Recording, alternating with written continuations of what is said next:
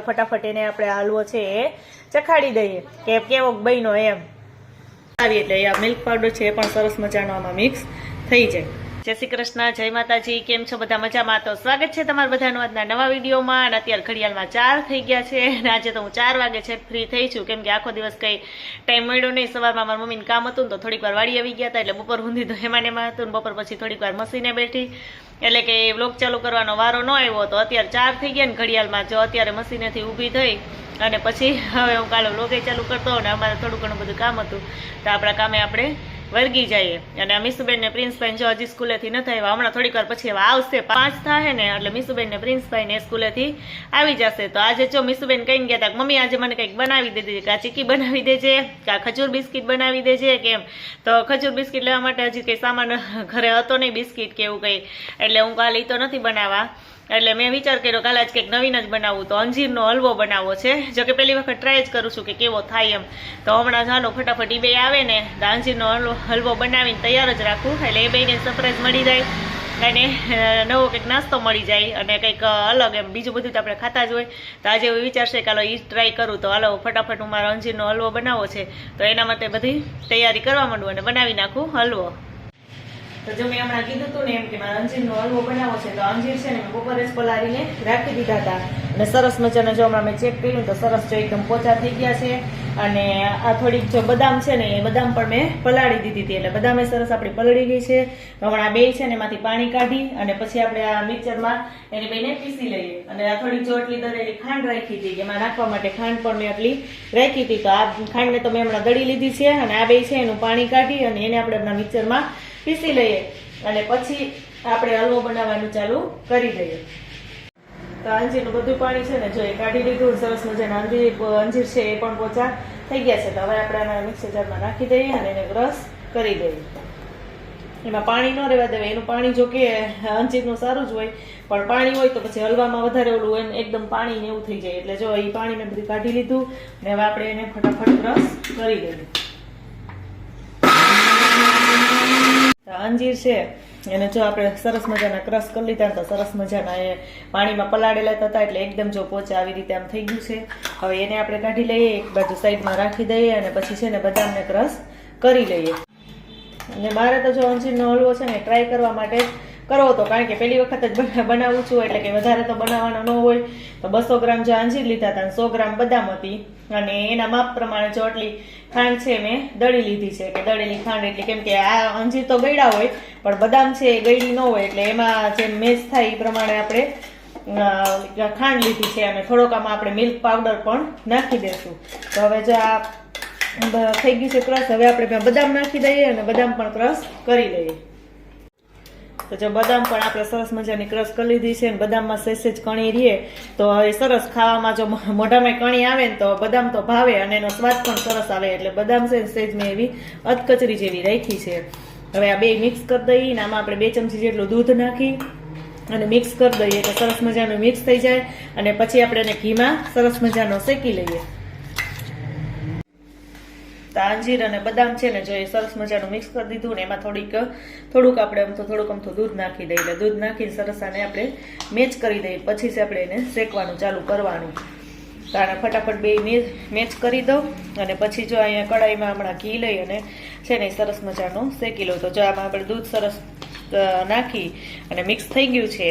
હવે આપણે જો અહીંયા કડાઈમાં 2 ચમચી ઘી નાખવાનું છે, તો એ કડાઈ લઈ લીધી છે અને એમાં 2 ચમચી, વધારેમાં ઘીની કંઈ જરૂર નથી પડતી, એટલે 2 ચમચી જેટલું ઘી લઈ અને આપણે આ છે આપણો જે હલવો એ શેકી લઈએ।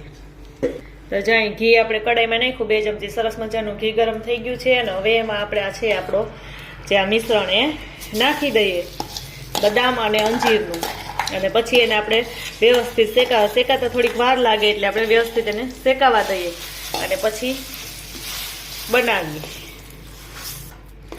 તો જો આ શેકવાનું આપણે ચાલુ કર્યું ને તો 10 મિનિટ જેવું થયું છે, એ 10 મિનિટ અમે શેકો જો આમ સરસ મજાનું, કેમ કે આપણે પાણીમાં પલાળ્યા હતા એટલે એમાં થોડો ઘણો તો પાણીનો ભાગ હોય, એટલે એકદમ પાણી બળવા દેવું પડે, નહીંતર થાય તો સરસ જ, પણ આપણે લાંબો સમય રાખવો હોય ને તો આપણે રાખી ન શકીએ એમ, એટલે પછી આને થોડીક વાર વધારે શેકાવા દઈએ તો જે પાણી હોય ને પાણી બળી જાય એમ।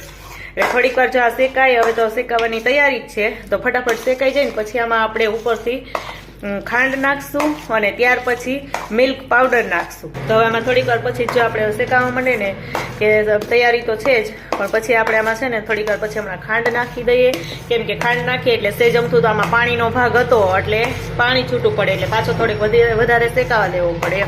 એટલે ખાંડ નાખીને પછી પાછો થોડીક વાર શેકવાનો રહેશે અને પછી એમાં આપણે મિલ્ક પાવડર ઉમેરશું. જો મિલ્ક પાવડર ન નાખવું હોય તો આપણે દૂધની આ મલાઈ છે કે એ પણ ઉપયોગ કરી શકીએ. ઘણા માવો પણ નાખે છે, કે માવો નાખીએ તો એનો ટેસ્ટ છે વધારે આવે છે આનો. પણ અમારે તો અત્યારે માવો હાજરમાં નહોતો એટલે મેં માવો ન નાખ્યો, અને મિલ્ક પાવડર છે મારે પડ્યો હતો મિલ્ક પાવડર તો, એટલે હું એનો ઉપયોગ કરવાની છું. તો હવે થોડીક વાર જો આને શેકી લઉં, શેકાઈ જાય ને પછી આપણે ખાંડ નાખીને ત્યાર પછી થોડીક વાર પાછું શેકીએ અને પછી મિલ્ક પાવડર ઉમેરીએ. તો જો આપણો હલવો છે એકદમ જો શેકાવા માંડ્યો છે અને એકદમ સરસ મજાનો જો એકદમ આમ ચીકણો થઈ ગયો હોય ને એવો સરસ લચકાદાર થઈ ગયો છે. એટલે હવે એમાં ઉપરથી ખાંડ નાખીએ. આપણે એમનામ નાખ્યું હોય ને તો નાખી શકીએ, ખાંડ ઓગળી જાય, પણ મેં જો અહીંયા દરીને લીધી છે. વધારે ખાંડ જેટલી આપણે પછી ગળ્યું ખાતા હોય પ્રમાણે ખાંડ લેવાની, પણ આ અંજીર છે ને એકદમ ગળ્યા જ હોય ને મેં ચાખ્યું ને તો મને બહુ ગળ્યું લાગ્યું, એટલે મેં ખાંડ છે એ થોડીક જ લીધી છે, બહુ વધારે ખાંડ લીધી નથી. અને એમ તો આ બદામ મિક્સ થઈ ગઈ છે ને તો ગળ્યું તો લાગે જ છે, કારણ કે અંજીર છે એ વધારે ગળ્યા હોય.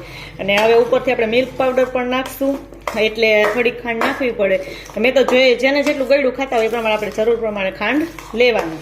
અને આખી ખાંડ નાખીએ તો એમાં મિક્સ તો થઈ જ જાય, પણ વાર લાગે થોડી. તો આ મિલ્ક પાવડર છે જે બજારમાંથી મેં ખરીદેલો હતો અને મારે પડ્યો હતો, કારણ કે એવી આપણે વસ્તુ બનાવીને મિલ્ક પાવડરનો ઉપયોગ કરીએ. તો અત્યારે જો આમાં થોડોક મિલ્ક પાવડર નાખું છું.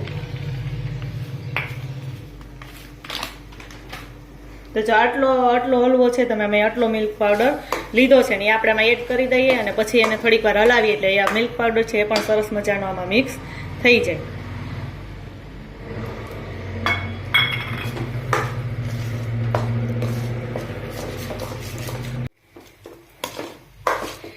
તો જે આપણે મિલ્ક પાવડર આમાં ઉમેરી દીધો છે અને એ પણ સરસ મજાનો મેચ થઈ ગયો છે. અને પાછો આપણે 3-4 મિનિટ જોઈને સરસ મજાનો હલાવ્યો એટલે એકદમ આ બધું છે એક મેચ થઈ જાય ને હવે જો આપણો હલવો છે એ બનીને તૈયાર થઈ જ ગયો છે. એકાદ મિનિટમાં હવે આપણે એને નીચે ઉતારી લઈએ. તો હલવો છે જો આપણો બનીને રેડી થઈ ગયો છે. અને હવે ઉપરથી આમાં આપણે 1 ચમચી ઘી પાછું નાખીએ, કેમ કે આપણે ઘી જે શેકવામાં નાખ્યું હતું તો એટલું બધું કંઈ ઘી દેખાતું નહોતું, અને ઉપરથી 1 ચમચી ઘી નાખી દઈએ ને એટલે એકદમ સરસ મજાનો ઘીનો સ્વાદ આવી જાય અને હલવો છે એકદમ સરસ બની જાય. એટલે ઉપરથી જો આપણે 1 ચમચી ઘી નાખ્યું છે અને પાછો એકાદી મિનિટ આપણે શેકી લઈએ અને પછી એને આપણે એક વાસણમાં કાઢી લઈએ. જો હલવો બનીને તૈયાર થઈ ગયો છે અને એની માટે જો આપણે હવે ડેકોરેશન માટે જો આ નાખી દીધા છે પિસ્તા, કેમ કે બદામ તો આપણે ઓમાં ઉપર નાખી હતી એટલે ઓલો અંદર બદામનું તો આપણે અંદર ક્રશ કરીને નાખી છે એટલે બદામથી ન ઓલું ડેકોરેશન આનું કર્યું. અને આપણે નકરા જો આ પિસ્તા નાખી દીધા છે અને પિસ્તાથી જ આને જો અસલ ડેકોરેશન કરી અને પછી જો આ અંજીર બદામનો હલવો છે આપણે બનીને સરસ મજાનો તૈયાર થઈ ગયો છે. અને બહુ મસ્ત જો મેં ચાખી લીધો છે, સ્વાદમાંય બહુ મસ્ત છે અને આમાંય બહુ મસ્ત બન્યો છે. અને તમારે કોઈને આવી રીતે જો ટ્રાય કરવી હોય ને તો એક વખત જરૂર ટ્રાય કરજો, મસ્ત બનશે. અને ચાલો હવે આ ગરમ ગરમ હલવો છે ને એ જ આપણે ચાલુ કરી દઈએ ખાવાનું. જો કે મીસુબેન ને પ્રિન્સબેન સ્કૂલેથી આવી ગયા છે તો હાલો ફટાફટ એને આપણે આ હલવો છે એ ચખાડી દઈએ કે કેવો બન્યો એમ.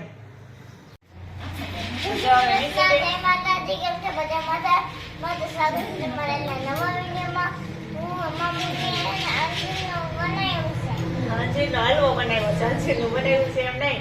તો જો મીસુબેન ને પ્રિન્સભાઈ ને ચાખી ટેસ્ટ કરી કે કેવો બન્યો છે. મીસુને જો કે આવું ઓછું ભાવે, કે મને આ નથી ભાવતું, મને ઓછું ભાવે. ભાવે?